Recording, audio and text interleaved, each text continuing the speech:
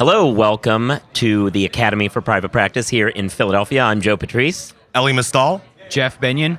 Denver Edwards. Nikki Black. And we're on the road. Oh no, with the with the Legal Talk Network.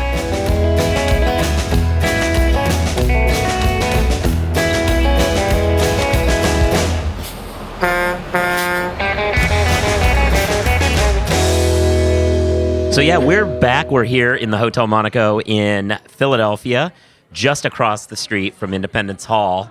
They have a bell. There is also a bell in the city and cheesesteaks. There's lots of things here. But what's really concerning us today is that this is the Academy for Private Practice, our conference where we bring in entrepreneurs and lawyers and journalists, and we all kind of talk about private practice and how to better be lawyers. And so what we have today is a panel that just concluded, or maybe it's technically a workshop, I don't know what the technical term for it was, but about cybersecurity and the cloud. So, Jeff, what's up with the cloud and security and things like that? Well, a lot of people have questions about the cloud. A lot of people use Dropbox and Google Drive for personal things. The question is, can lawyers use it? Should lawyers use it? And if they do use it, how do you use it most effectively and ethically? And so that's what we had a long discussion about in our panel. What did the Russian judge say? the Das Vidanya? So yeah, Elie raises, I think what you just said there breaks this down into two issues. There's like the effectiveness of the cloud's issues and the security of the cloud issues. So I guess question I'm going to go with, since Elie's teed it up, is security. We just went through a major hack. The internet was down. I wasn't able to tweet for a few hours a week ago. What risks, what ethical risks, as well as just professional risks, are lawyers taking when they jump in on the cloud? Well, I think one risk is that your information can be stolen. Everyone knows that lawyers have a duty of confidentiality to protect their clients' information, and you are subject to having your information hacked and have someone have unauthorized access and manipulate that information as they see fit. That could create a significant problem for lawyers. Are there best practices for avoiding the security risk, or is it just if you're going to use the system, you're going to have to roll the dice with it? No, I don't think you have to roll the dice. I think with anything, you have some preventative measures and best practices that you can use. You know, in other areas, they talk about defense in depth and so forth. So they're talking antivirus, firewalls, preventing malware, encryption of data, and things like that. So there are things that you can do to sort of make sure your perimeter defenses are taken care of. I think one of the things that we talked about a little bit, but not too much, is it's really about, a lot of it's about the individual and steps that individuals take, because the easiest and most low-hanging fruit is an individual who is careless with their password, who's careless with, who they send data to, websites that they access, things like that. The greatest security risk is between the keyboard and the seat, is what you're saying? Yes. Yeah. So, Nikki, let's bring you in on this. What about, we kind of talked about some of the security issues there. Like, what is it about the cloud that offers professional advantages to lawyers? Well, there's a ton of professional advantages. I also have some suggestions in terms of steps lawyers can take. By all means. I wasn't trying to cut off that question. Oh, no, that's okay. I mean, we can return to that. Yeah, but there's a plethora of advantages, but it also comes with risks as well. And the risks are what lawyers need to avoid. When it comes to advantages, there is the mobility, flexibility, the convenience, 24/7 access to data from any internet-enabled device. There's the affordability. It gives you the ability to have access to computing systems that are much more powerful than ones that lawyers typically would have access to if cloud computing didn't exist, especially solo and small firm lawyers. And so at the end of the day, it ultimately gives solo and small firm lawyers the ability to practice law from any location and ultimately better serve their clients' needs because of that. Also, there are a number of risks, which have already been alluded to, and there's a lot of things that lawyers can do to avoid the risks. The opinions about cloud computing indicate that lawyers have an obligation to exercise reasonable care when choosing a cloud computing provider and putting confidential client data in the cloud. And there are a ton of different things that lawyers can ask the cloud computing providers to vet them. I talk about these in my cloud computing book, the book about cloud computing for lawyers. I have a list of 18 questions, and there's a number of things. You want to find out if the cloud computing provider is, how long have they been around? Are they funded? Have they been acquired? How stable is the company? You want to find out where the company's located. You want to find out where the company's servers are located and your data is located. Geo-redundancy. Are there multiple servers in different geographic locations so that if one server goes down in a natural disaster, that the other one is still up and running, has your data? How old is the data exchanged between servers? Is it 2 hours old or is it 10 minutes old? Is the data exchange every 10 minutes or every hour? You want to find out which employees have access to information, how much information. You want to find out. You guys jump in because there's a few other things we covered that are disaster recovery, audit rights. If there's any intellectual property that's created while your data is in the cloud, who owns that information? If you want to change providers, what's the transition time to change providers? How do they destroy your information if you have some data destruction policies that need to be implemented? Things like that are questions to ask. Are we seeing any clients getting into the game and kind of demanding a certain solution as opposed to another? Because it would seem to me like, if I'm JP Morgan and I'm having, DPW, whatever, do my outside counsel work, I'm going to demand that DPW does certain things with my records. For smaller clients, is that happening to smaller attorneys, or is it the clients kind of not even aware of this aspect? Well, my clients are aware because I put it in my retainer agreement that I store documents in the cloud. I don't think that it's an issue for them because I don't think that they're as hyper paranoid about it as lawyers are. And I think most of the clients, they access their bank account information online, their credit card information. If they have Kaiser, they access their medical records online. They're always accessing sensitive personal data online. So I haven't really had a client come back to me and say, like, what, my documents are online? I don't want that. Store them in a file cabinet in your office. That hasn't been an issue for me. I don't know if that's unique or... Silly clients. Well, Yeah. So I think that, it depends on the client and what kind of clients you ultimately want to get. So I'm always thinking not about the client today, but the client tomorrow. Right. And so depending on, which industry you're in, I happen to do financial services and some healthcare.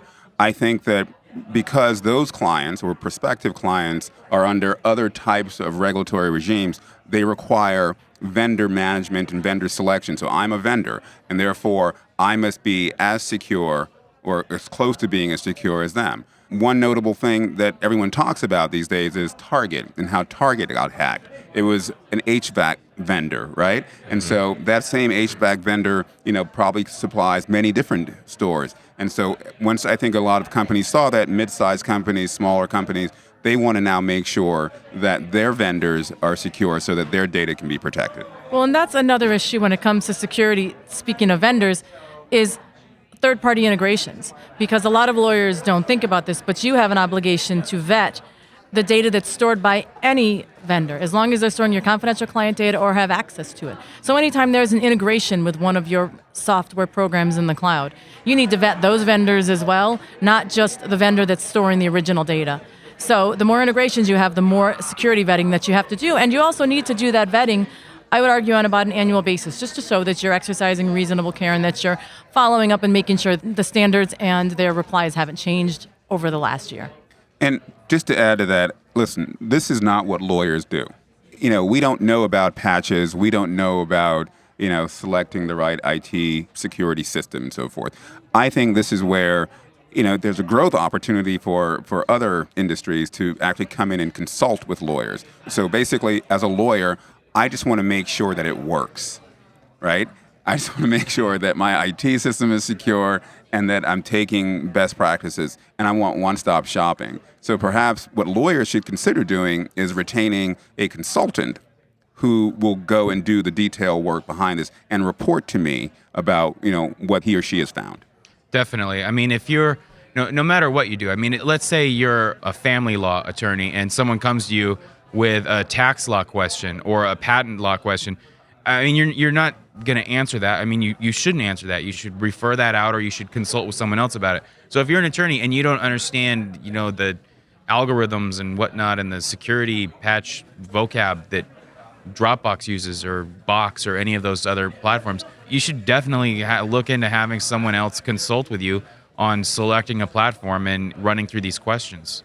And in fact, I would say that the ethical rules actually require you to do that because they know that lawyers we don't do math, and we don't do I was a lot told of there other was no things. math. Right. And so, taking reasonable care to make sure that, when you're selecting a vendor, that might mean hiring someone who is capable and competent in space and can provide you with the level of detail that you need. Can we go back to some of the advantages for doing this? Because I'm hearing this and I'm thinking, I'm just an old country lawyer, and that's why I keep my files in a box, a real box. It seems like a high mountain to climb. Talk more about why people should be climbing it. Well, a couple of things. Let's talk about convenience. Okay, you shouldn't always do what's the most convenient. You should do what's the best for your practice and for your clients. But let's talk about convenience. I have 24/7 access to my files wherever I want. Right now I'm in Philadelphia. It's a Friday, so it's a work day for me, and I'm getting work emails right now. And people are asking me, can you check on this? Can you check on that? And yes, I can. I'm not at my office in San Diego, but I have access to that stuff. If I get some emergency email on a Saturday and someone asks me, I need this file right away, I have access to it. I don't need to drive to my office and go get it and scan it and email it. I have access to it. So one of the advantages is convenience. I think another advantage is security. We talked about this a little bit in the panel, but I think that storing your documents on the cloud in some circumstances can be more secure than storing them in paper. Now, my documents that are on the cloud. Vandals? So I'll give you an example. I was working in a building downtown, and they were building another skyscraper across the street. There's about 100 feet between these two buildings across the street. They're building this building, and a piece of wood flies across the street and smashed into one of the windows. It flew 100 feet in the air horizontally and flew into our building. And someone comes into their office, and their glass wall that separates their office from the street is open, and documents are flying out, and they don't know what has been on the street, how long it's been there.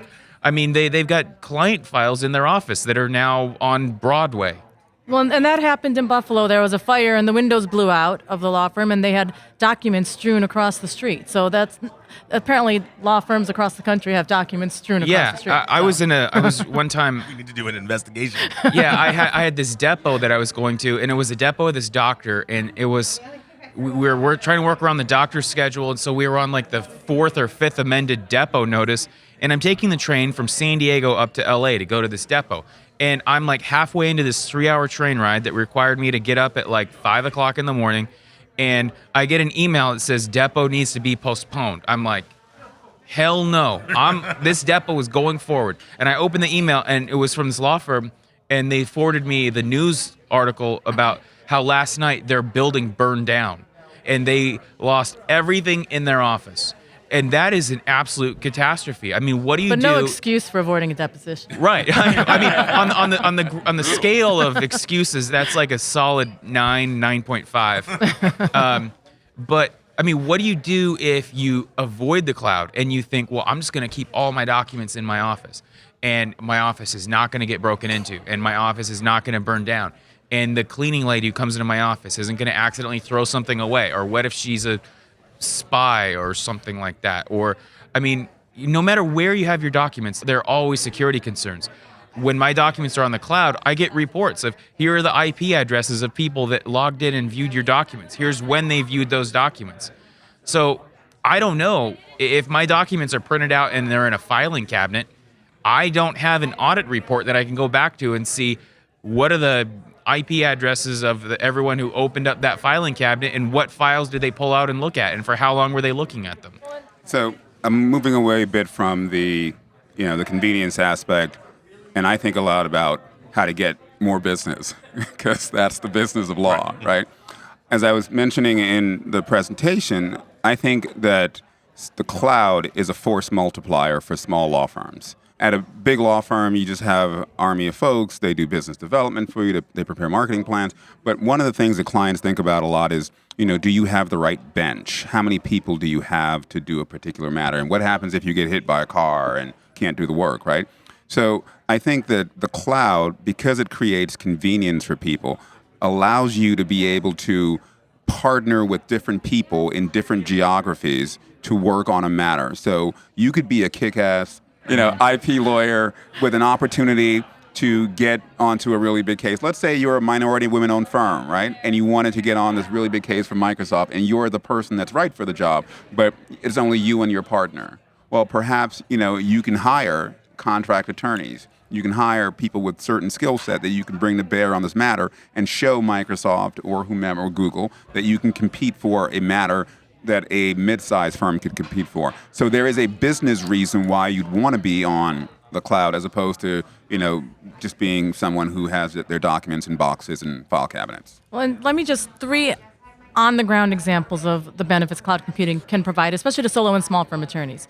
First one is time tracking. When I was practicing law in a firm in the early 2000s, I would have to bill by writing my time out on a sheet of paper and then handing it off to my secretary, and then she would type it all out. I'd have to review it and make sure it was correct, and then eventually it would end up getting billed. And when you have cloud computing, and I'm going to be talking about practice management platforms because of the features that can be so practical and built into them. Most of the law practice management platforms have iPad apps or iPhone apps. You can take your phone to court. You can be sitting in court appearing, waiting for your case to be called in one matter. You can be reading emails in another case, and you can enter your billable time from the app for those 2. And then you go out in the hallway, you run into opposing counsel for another case. When you leave the courtroom, you can enter the billable time for that. So you don't lose track of your time. It's automatically billed associated with the case, and it appears on the invoice automatically when you go to print that invoice out. So that's one example. Another example is when you are appearing in court and opposing counsel says, I never received that, or the court says, that hasn't been filed with the court. You can pull out your iPad, pull out the time-stamped copy, and show it to them. And right there you have proof that this document that you've accessed through the cloud disputes exactly what had just been said, politely to the court, and it can be an, FU to opposing counsel, depending on how you want to go about it. And then the other option is with online payments. Lawyers want to get paid.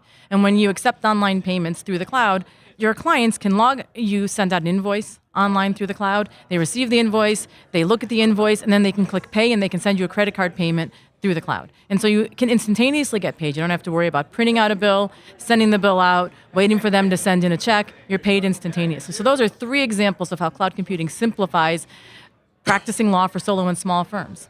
Great. Well, thanks everybody for talking about your panel today. So we're going to wrap up here. If you are listening at home and you haven't already subscribed to On the Road with Legal Talk Network, then I just don't know. I mean, I've been telling you to at the end of every one of these episodes. If you haven't done it by now, I'm losing faith. But do it, and then give reviews, because that helps out the podcast. Download the Legal Talk Network app. That way you can listen to all the offerings of the Legal Talk Network. And with that, I think we've reached the end of the road on the road. And I'm the hokey. legal And I'm the hokey. Yeah, no, I mean, that's actually in the script. I just refuse to ever say it because I think it's too much. But I thought I'd throw it in now since you already did the double thing. No one's listening to the last few words. They always stop by now. So, yeah. So, anyway, with that, we will say goodbye from On the Road with the Legal Talk Network. And if you had listened to that, then definitely give us a like on it.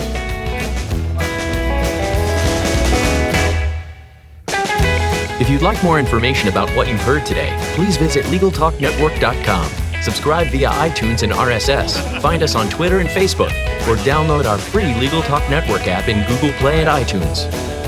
The views expressed by the participants of this program are their own and do not represent the views of, nor are they endorsed by, Legal Talk Network, its officers, directors, employees, agents, representatives, shareholders, and subsidiaries. None of the content should be considered legal advice. As always, consult a lawyer.